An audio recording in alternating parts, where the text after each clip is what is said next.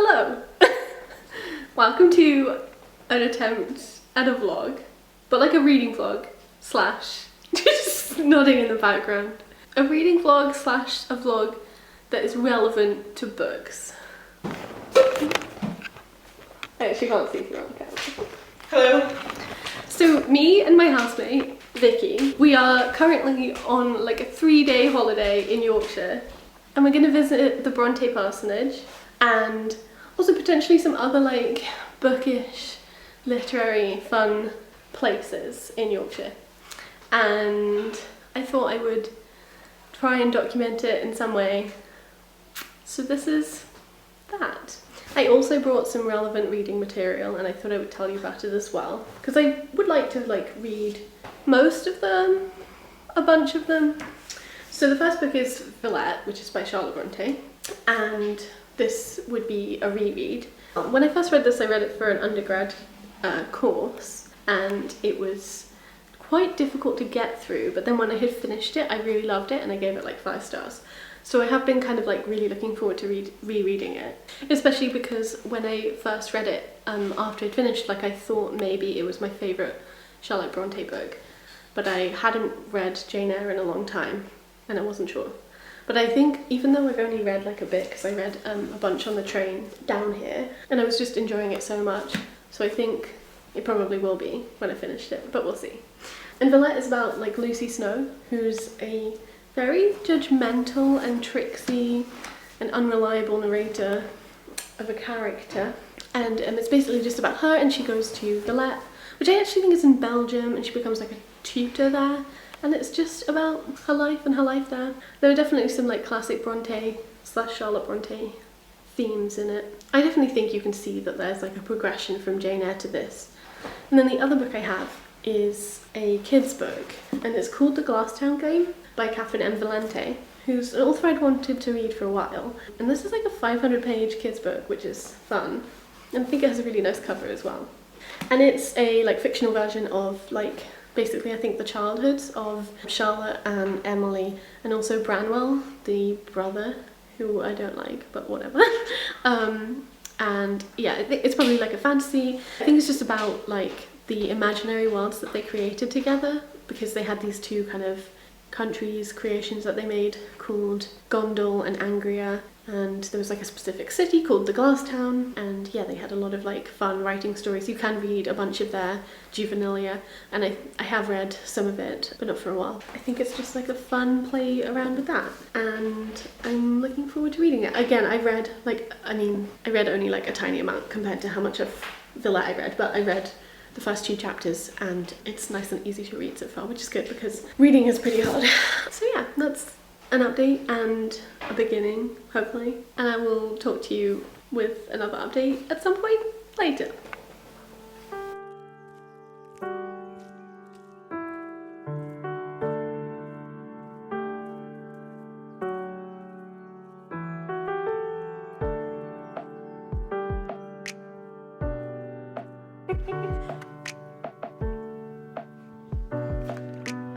Who are you out of the Brontes? I think it's pretty reductive to identify with just oh my god! people.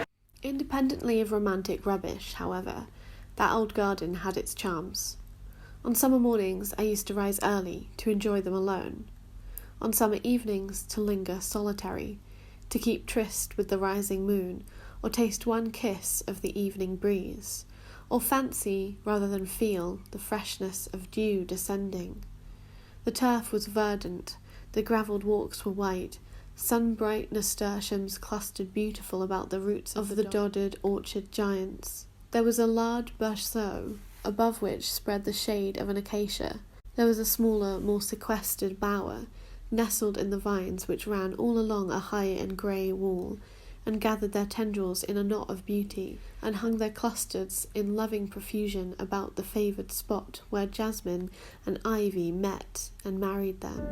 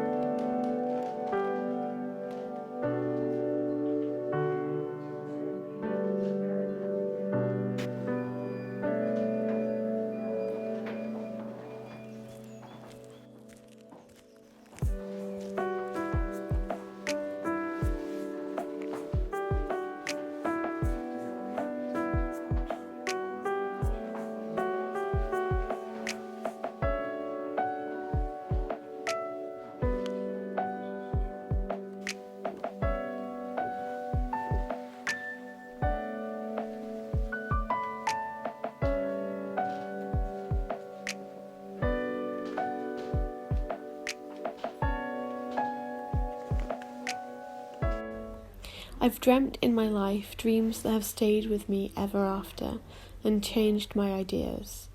They've gone through and through me like wine through water and altered the colour of my mind. Okay, so here are my thoughts.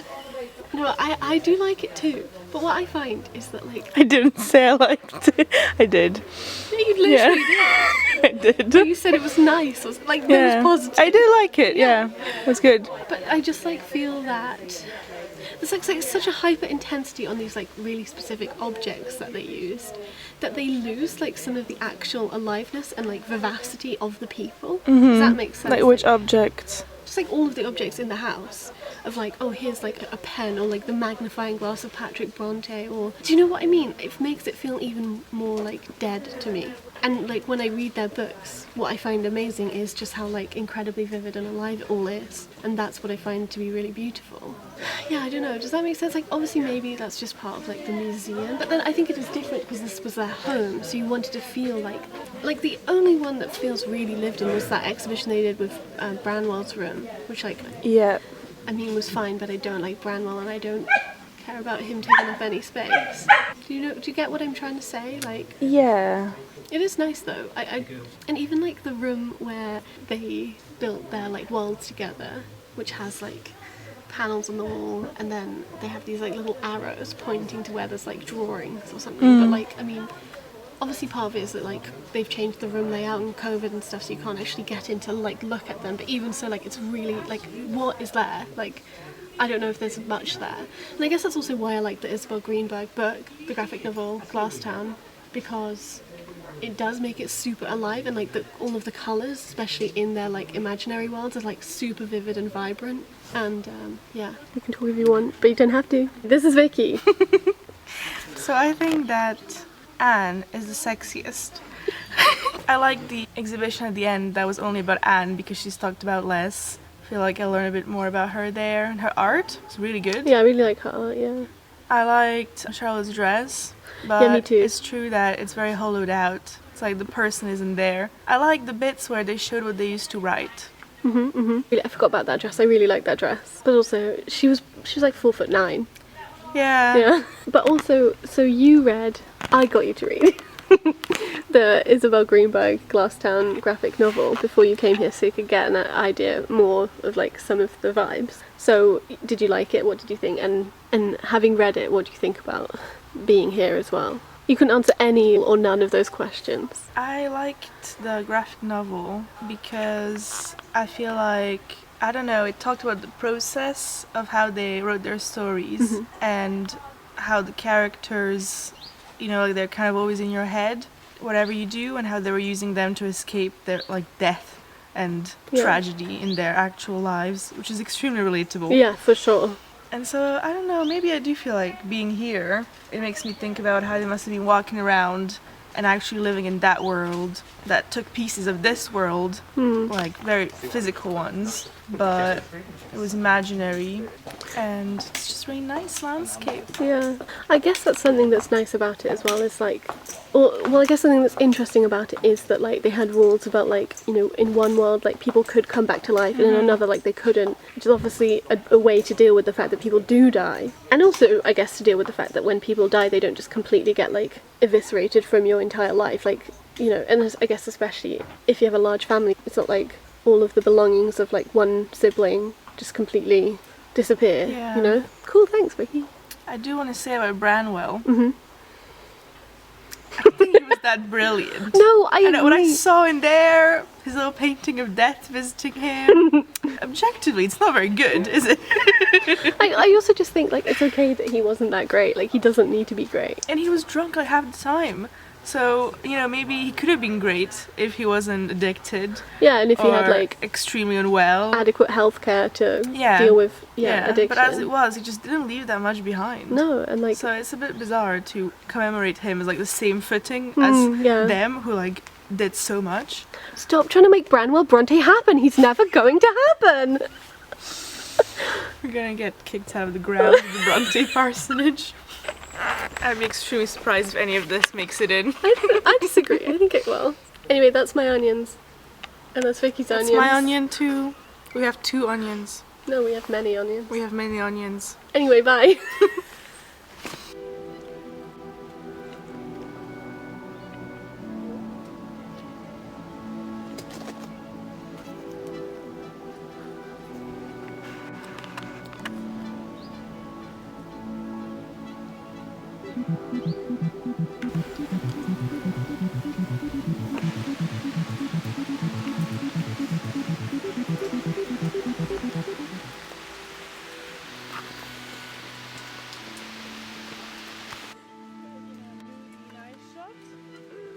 I don't think it could have.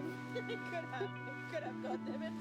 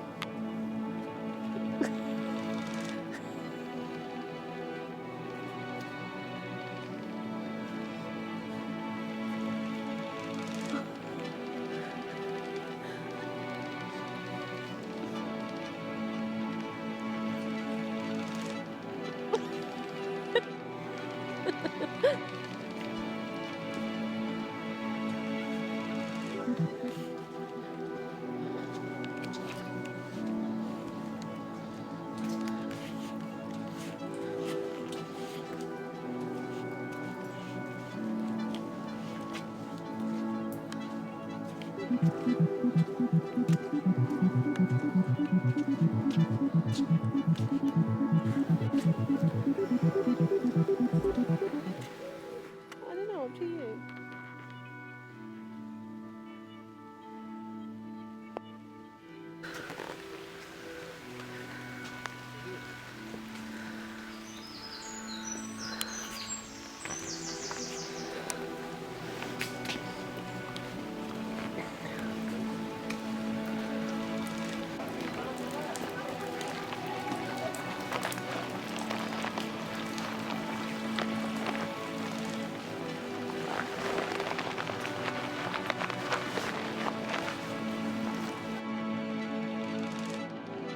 Back to the parsonage, I thought I would just show you some things that I got from there, because I obviously got books, which is relevant to the books. It all got a bit squished and also extremely rained on, so we'll see what happened.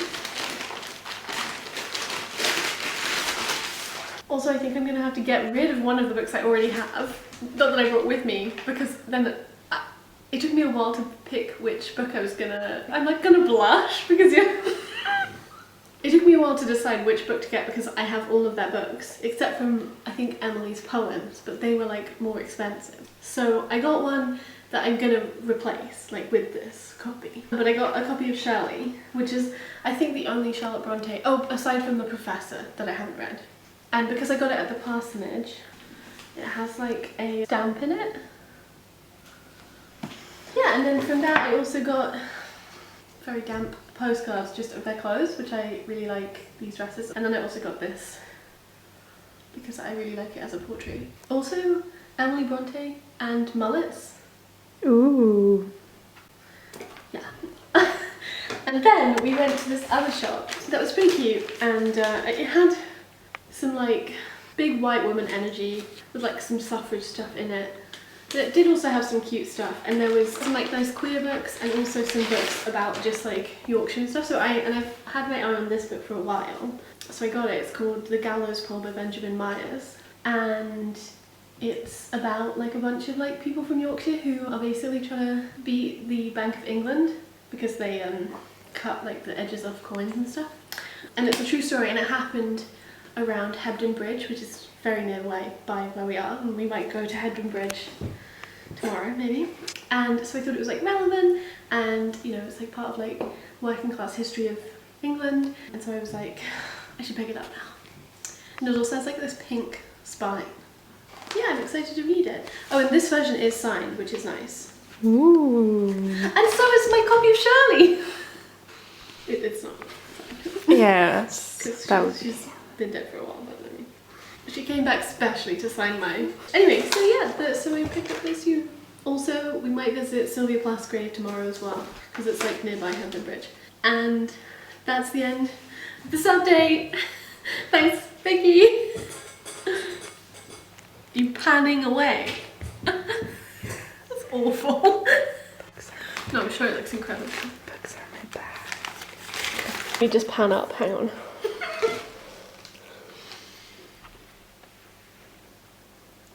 My haul from the Bronte Parsonage gift shop is this copy of Wuthering Heights that I chose for the cover. I think I already have a copy of Wuthering Heights, but not in Edinburgh. And my favorite bit is this, because it looks like a vampire. And it also came with a staff. And then I also got this keychain. It's purple and it's going to look good on my keys. Matches your nails. ASMR. And my nails were done at the nail salon. And I will now start a reading of Wuthering Heights. Chapter 1. Panning away to the Cocoa Pops. 1801. I have just returned from a visit to my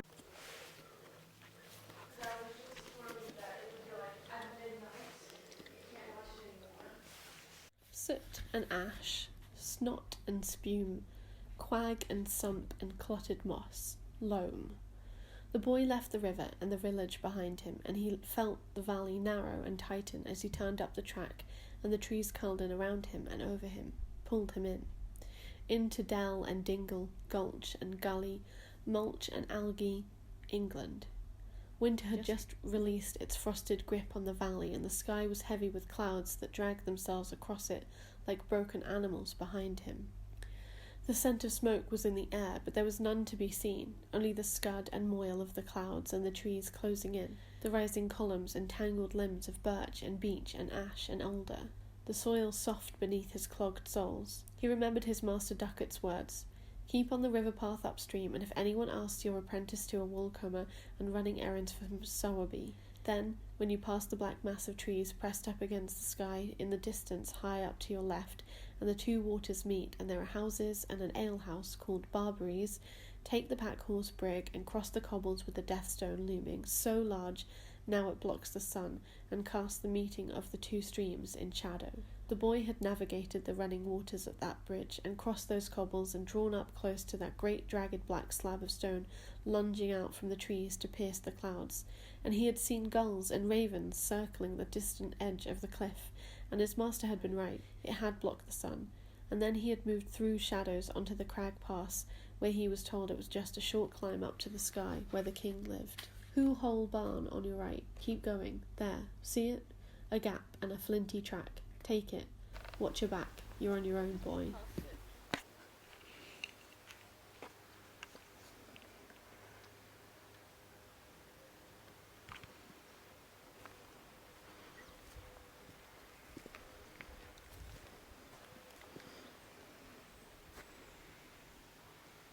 Nick and the Candlestick by Sylvia Plath. I am a miner. The light burns blue. Waxy stalactites drip and thicken, tears the earthen womb, exudes from its dead boredom. Black bat airs wrap me, raggy shawls, cold homicides.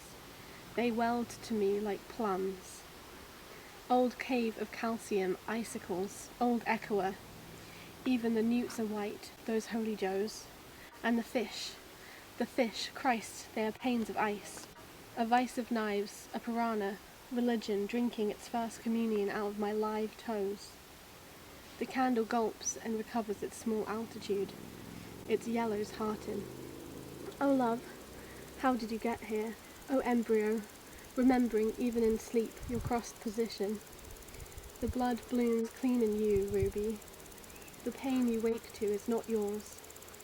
Love, love, I have hung our cave with roses, with soft rugs, the last of Victoriana. Let the stars plummet to their dark address.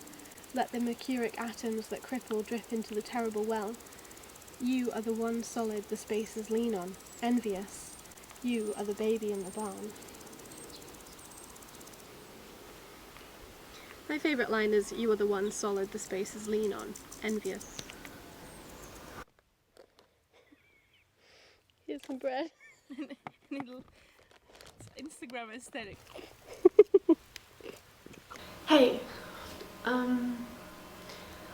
if you can hear that, that's just the oven preheating in the background. I thought I would just do like a reading update because I've made some progress with some of the things that I'm reading. And if I looked sunburnt, it's because I did get sunburnt today at Sylvia. So, in terms of the Glass Town game, which is the children's book, I've read 100 pages and I don't like it. I just think the vibe is like weird and off. I think some of the like references to, you know, stuff in like the Bronte's lives and puns on like their family and all sorts of stuff like that, like they are fun, but it also kind of feels like very like kind of super, they're like in this fantasy world and like, you know, it should be kind of amazing or exciting, but it just feels quite flat and almost kind of like unimaginative because it's just sort of, I don't know, taking from these kids' own imagination or something. I don't know, there's just something that just doesn't quite work about it, and I do kind of wonder like who it's for. I think I will keep reading and it is like fairly easy to read, but yeah, I don't think I'll, you know, finish this before we go home. Yeah, also like in this, Branwell is like unbearable and I don't really get like the point of making him like that, like it just seems kind of silly. But it's like it feels like a nice book to read. And then in terms of Villette, this is where I got up to. So I just finished the first volume of it and I loved it. I think I spoke a bit about physiognomy when I talked about Jane Eyre before, because there's like references to that in Jane Eyre, but there's actually a lot more in this, which obviously I don't like, but I do think it's pretty interesting. And especially in the more recent like sections, so much about like appetite and stuff like that. I just really love, like I love this story. I love Lucy Snow, even though I think she's kind of like a judgmental bitch, but that's like kind of why I love her. And I think she does get like more and more judgmental. And also in the last chapter of the volume, there are just these like amazing descriptions of basically like being depressed, and it's pretty sad to read, and I feel like, you know, it's pretty accurate to how that feels throughout time, I guess. Just in the sense that like it's clear that like Charlotte Bronte also has felt that way. And I can't quite remember when this was like published or whatever, but I guess it really does make sense because she talks, you know, a lot about death and like about being left alone, which Lucy Snow is. Like she's, you know, from the very beginning basically, she doesn't really have family, you know, and she has to like make her own way in the world, and that's why she struggles a lot and goes to Villette in the first place. Yeah, first published in 1853. I don't know when her dad died or anything, but like all of her siblings had died by then, definitely. So yeah, I don't know, it was, I think I might read some of it out loud in like another bit. I also quite like how there's just this like constant like play between like pleasure and like pain, or like sensuality versus like asceticism. And I do think that like Lucy always sees herself as like ascetic and like doesn't care for things and stuff like that, and like says things like independently of romantic rubbish or whatever, but like she is also taken in by them, and she also does like love cake and have an appetite for life and enjoy beautiful things sometimes. So I like that kind of contrast, I don't know. But yeah, I'm not sure if I will be able to finish this by the time that I'm home, but we do have like a bunch of trains to take. So I could. I'm 195 pages in, and it's 586 pages all together. So I have made a chunk. I guess like what it would be, I would really like to read the second volume by the time we're in the Edinburgh station. But yeah, if I can finish the whole thing, that would be great. And as a book, I really would recommend this. I do think that like you can see kind of the strands that were in Jane Eyre played out more, or even in a more kind of like mature way in some ways, or in a different way too. And even in like the figure of Lucy, but like in terms of comparison with Jane Eyre and stuff, like I do feel like, you know, Lucy is older than Jane Eyre. She does experience life differently, and also to some degree she's like even more kind of uglier than Jane. Like I know she's described as like plain and small or whatever, but it's almost like Villette is like what actually could happen, whereas Jane Eyre is more of like the fantasy. So yeah, that's a reading update, and I did want to say one thing is that like I'm listening to the audiobook of this, right? So it's in Belgium for a bunch of it, in a place called Villette, and the text like has stuff written in French, but obviously when you have like a physical copy you have notes, and the notes translate the French. And you know, also sometimes you can just tell you don't need it to be translated, but it's not just like the occasional line or occasional word or phrase or something. Like there's like quite a lot of French in this, and listening to the audio they don't translate it, and that's very annoying. because like I can get like most of it, I guess, but you know, not all of it, and it feels kind of like they should have thought about that before they recorded it on audio. Maybe they should have already translated, or maybe the audio narrator could have read like the French and then the English. But yeah, otherwise really nice experience. That's all I wanted to say about these two. Today was really lovely, and I am kind of sad to be going tomorrow, but I'm also really looking forward to being in my own bed.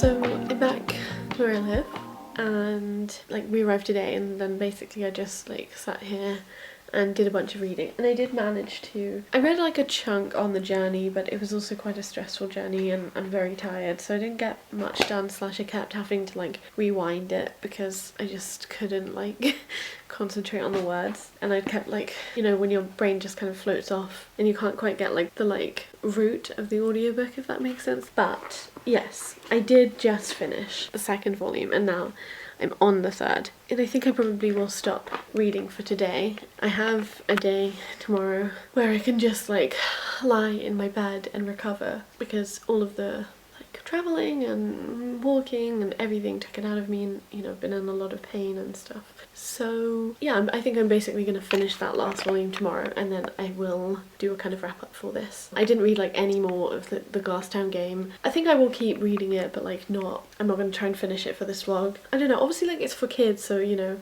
but it just feels like I don't really know what kid would enjoy it. Like I'm not really sure. Yeah, I'm sure I will update on this channel when I finish it, just not in this particular vlog. I can't carry this camera anymore, so I will talk to you later. I look like incredibly shiny. Mostly it's the light. I just finished Villette. It did take me like the whole of today to read, really, and I just thought it was fantastic. I enjoyed it so much. I really don't understand how I found it boring when I read it first. I just think it's like written exquisitely. I think Lucy Snow is just like a wonderful narrator. She has such a voice and such tone in her voice. The hue of like the world that is created is just so vivid and fascinating, and I enjoyed it so much. I did have like a couple more thoughts about like visiting the Bronte parsonage and stuff, but I'm not sure if I really have the capacity to like articulate them. But I guess one thing I do feel like is that all of them are treated like characters rather than people. Like you can buy badges that say like Team Charlotte, Team Branwell, Team whatever, which I mean, I don't know why you would include Branwell, but also generally like I feel like there should be buttons that say like Team Lucy Snow, Team Helen Graham, rather than, you know, I don't know, this weird kind of like thing going on. Obviously like it's fine if you know, want a Team Charlotte or Anne or Emily badge, like that's fine, whatever. But yeah, I don't know, it just seems a bit weird. Yeah, I also wanted to talk more about ambivalence and plots, but I do talk about that a lot. I'm sure I'll just talk about it when I talk about Villette in whatever wrap up I do. One thing I did really love about this book is that it's like really interested in like how you know things and learning, but specifically like what it means to know and how to know, and like what truth is and how truth like like how truth exists in the world, how knowledge exists in the world, and can you feel and know, I don't know, all of those like interesting things. Lots of eye imagery, lots of, you know, repeated words about sight, and also flame, that's a big one. Yeah, very interesting, very fun, exciting, emotional, beautiful, loved it. Lucy Snow is, you know, classic, like sad, passionate, lonely woman, so I obviously vibe with her very hard.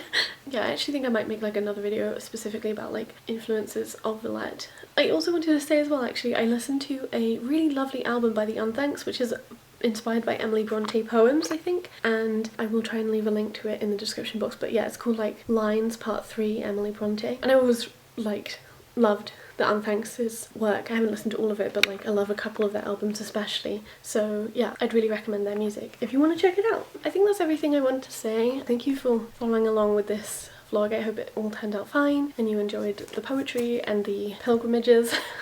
And yeah, let me know if you've read Villette and if you enjoyed it, or if you're interested in picking it up, and I will see you whenever I next see you.